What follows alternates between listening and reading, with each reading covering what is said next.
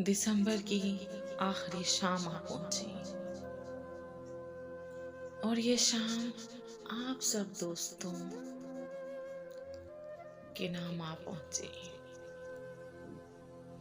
वो साथी जो राहे उल्फत में साथ रहे, वो जो जिंदगी की तकलीफों में हमदम रहे, वो जो राहे वफा पे मर मिटे।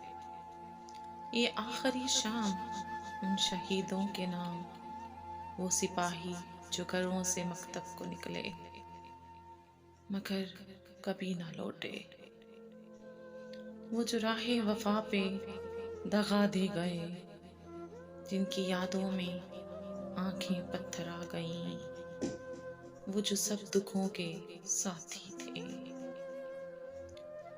और खुशियों के हम नवा रहे। उन सब साथियों के नाम,